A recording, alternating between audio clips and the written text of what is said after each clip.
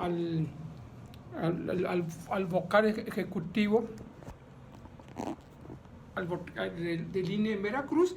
El día de ayer, 1 de agosto del 2021, se lleva la primera consulta nacional, luego que en el 2014 el Congreso de la Unión aprobó este mecanismo de democracia participativa, un mecanismo que tiene sus antecedentes en la Grecia antigua. En la Grecia antigua vamos a encontrar este tipo de consulta, pero tenemos que hacer un hincapié muy particular que en la Grecia antigua no votaban todos los ciudadanos, votaban aquellos ciudadanos que eran mayores de edad, que tenían un matrimonio y que tenían cierta solvencia económica. Han pasado miles de años, no podían votar los pobres, los hombres solteros, ni mucho menos podían votar los esclavos. Este es el referente más antiguo que tenemos de una consulta.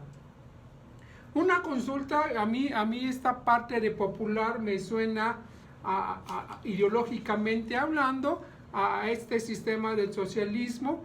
Yo creo que bastaba decir una consulta convocada por el Instituto Nacional Electoral, y que en México es histórico. El día de ayer se da la primera consulta. Habíamos visto las consultas ilegales que el propio presidente López Obrador había hecho en el 2018, estas consultas ilegales que estaban fuera de la ley, que no estaban organizadas por el órgano electoral, que dieron como resultado la cancelación de inversiones importantes como la inversión del aeropuerto de Toluca, y que también la inversión de esa cervecera en Baja California. Ya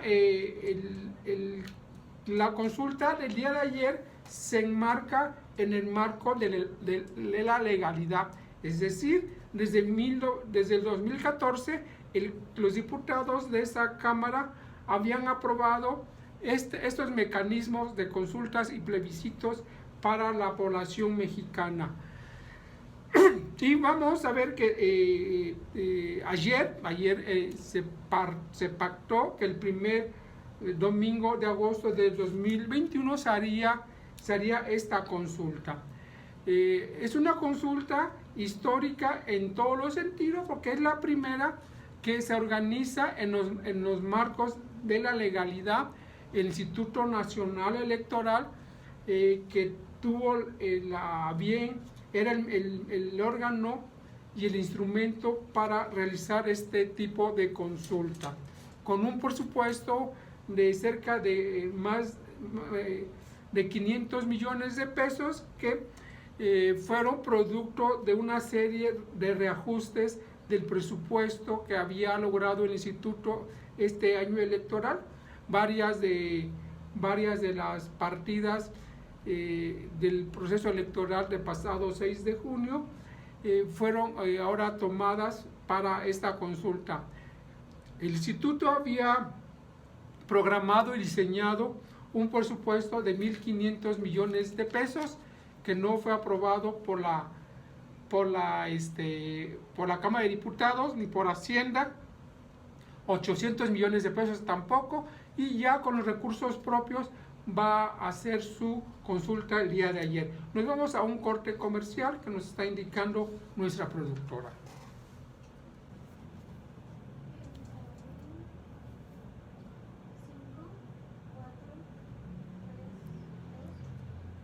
Yo creo que el problema no fue la consulta, el problema fue lo que se preguntó. No se puede preguntar, hay que recordar también que el gobierno actual hizo un intento para que la consulta fuera una propuesta de la sociedad civil. Se requerían 2 millones de firmas de ciudadanos que firmaban y que daban su credencial de elector y firmaban que daban su consentimiento para esta encuesta, y se enjuiciara a los expresidentes de esta nación, al doctor Carlos Salinas, al doctor Zedillo, a Vicente Fox, al maestro Felipe Calderón, al licenciado Enrique Peña Nieto. Y esta primera etapa del 2019 al 2020 fue un fracaso total. De estos 30 millones de mexicanos que le votaron a AMLO, lograron reunir 69,000 firmas que el INE verificó y que le dio la validez a esta firma. Claro que la señora de apellidos polacos y que creo que se apellida García o Pérez o Martínez, Jacob Polensky, anunció que habían juntado las 2 millones de firmas. Bueno, es su costumbre mentir a esa señora, una de las fieles del gobierno y de AMLO. Yo le quiero pedir a Jacob Polensky que si es tan fiel y es tan honesta, que regrese los millones de pesos que le condonaron de impuestos estos gobiernos neoliberales que tanto ataca, el gobierno de Enrique Peña Nieto, el de Felipe Calderón, todos estos gobiernos que le borraron y que no le cobraron los impuestos. Entonces, el 15 de septiembre del año pasado, ante el fracaso de la firma, el presidente tenía la facultad de proponer esta consulta. Y esta consulta con la hazaña, con la perversidad de AMLO, ¿no? Él dice que él es un hombre de rencores, es un hombre que vive acomplejado, es un hombre que vive en el rencor. Yo no sé por qué tiene rencores si él fue de los promotores de la candidatura de Carlos Salinas de Gortari. Es un hombre que disfrutó de los bienes y del poder con el presidente Luis Echeverría, López Portillo, Miguel de la Madrid. Entonces, yo no sé esta cuestión. Entonces, sus rencores personales los lleva a la encuesta. Y la pregunta era la enjuiciar. El INE le rebota la pregunta y es a la Suprema Corte de Justicia quien elabora las preguntas. Estas preguntas que quedan en el limbo, ¿no? Porque que si se quieren juzgar a los actores del pasado. Entonces, ahí teníamos que empezar el año 2020 y 19 y 18 ya son años pasados para la encuesta. Que hicieron a los actores, que la corrupción. Si el presidente de la República quisiera en serio llamar a cuenta a los expresidentes de la República, tenía desde el 1 de diciembre del 2018 todas las facultades que le permite la Constitución. Entonces, ahí él ya está violentando lo que juramentó hacer, guardar la Constitución General de los Estados Unidos Mexicanos.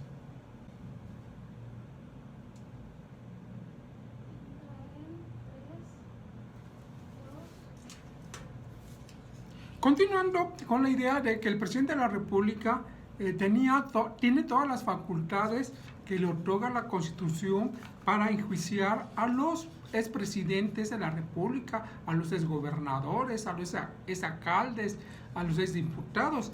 Él tiene la Fiscalía General de la República, que debiera ser un órgano autónomo del Estado, del Estado mexicano. Ahí un amigo, a Gers Manero.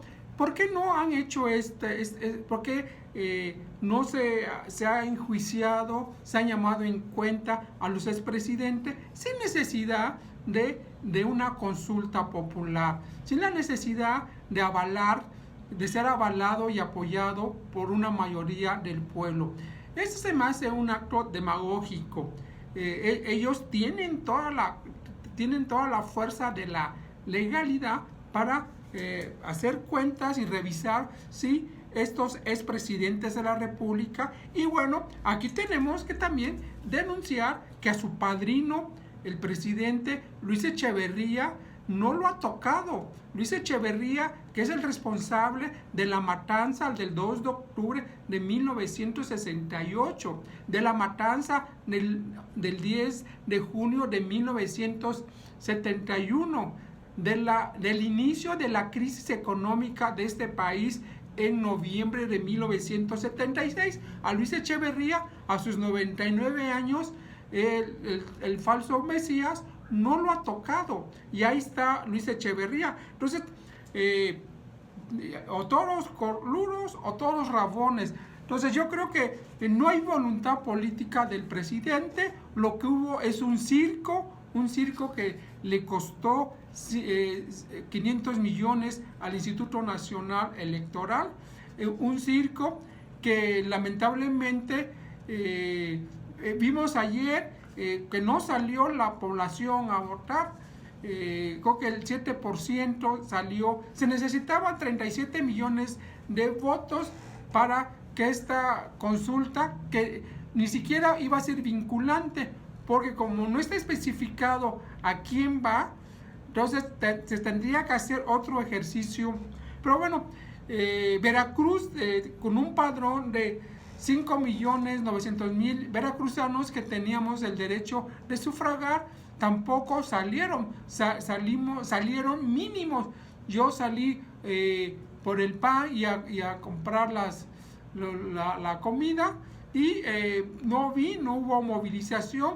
Estuve muy pendiente por las redes sociales, benditas redes sociales, que denunciaron cómo hubo relleno de urnas, ¿no? Entonces, de estos 7 millones de posibles votantes, teníamos, se puede impugnar las casillas donde se videograbaron estas personas que estuvieron rellenando las urnas. ¿Quiénes participaron? Participaron muchos de los exfuncionarios del pasado proceso del 6 de junio y un gran ejército de militantes de Morena que, como lo hicieron en el 6 de junio pasado, se anotaron como observadores electorales.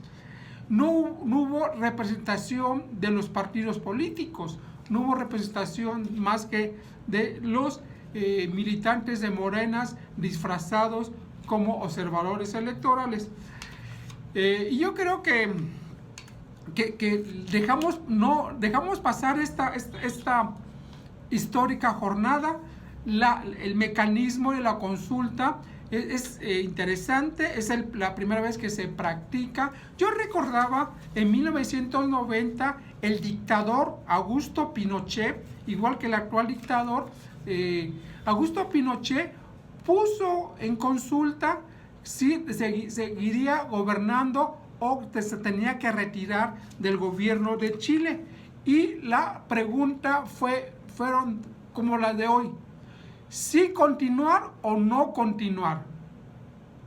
Ganó el no mayoritariamente. El pueblo chileno, que es un pueblo altamente politizado, salió al no. Hay una película, si la quieren ver, la del no, cómo se fue entretejiendo esta posibilidad que el general Augusto Pinochet, que por medio de un golpe de Estado en 1973 le dio a Salvador Allende, el primer presidente electo democráticamente en una fórmula de socialismo allá en la República de Chile. Entonces ahí tenemos un ejemplo. Chile 1990, el no. A lo mejor si hubiera sido la pregunta, hubiera sido más de aterrizable, la prensa internacional hasta le llamó que eran las preguntas cantinflescas. Yo creo que Cantinflas merecía un homenaje o merecía un respeto. Yo creo que López Obrador, como siempre ha sido un hombre falto a su palabra, hubo en todos estos meses un discurso ambivalente. Por una parte decía que sí, pero por otra parte que no iba a votar, que él sabe que en el 2024 podría ser juzgado, podría ser esta misma consulta se le podría aplicar, y por eso está hizo su berrinche. Pues muchas felicidades al 93% de los mexicanos que no seguimos las payasadas, que no seguimos las rabietas y los orios de López Obrador. Esperemos que en la revocación del mandato salga el pueblo de México. En la revocación de mandato es muy claro, dice, ¿quieres que López Obrador se vaya o se quede? Ahí sí no hay ambivalencias como en las preguntas del día 2 de agosto del 2021. Os agradecemos su amable atención este lunes de Historias de Jalapa. Le agradezco a la licenciada en teatro Ailín, que nos hizo el favor de estar aquí en la cabina. Hasta pronto, nos vemos el próximo 9 de agosto. Buenas tardes.